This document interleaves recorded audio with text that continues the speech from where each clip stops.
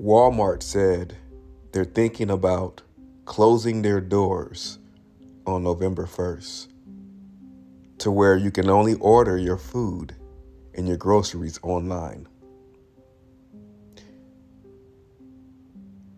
The Brokies made a threat towards Walmart and said that if the government shuts off food, SNAP, they're going straight to the Walmart to get everything they need. And now every Walmart has a police officer on standby, and they're thinking about not opening the doors until this situation has passed.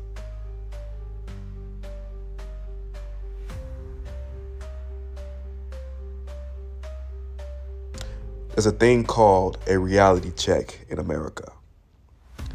And your crutch, you use the American taxpayers' money as a crutch for you to have an easy life. And there's nothing wrong with acquiescing to the new arrangements for you. Get a job. Go through the adjustment period of not having what you need for a little bit, but maybe that teaches you a lesson. It's not over, but do something.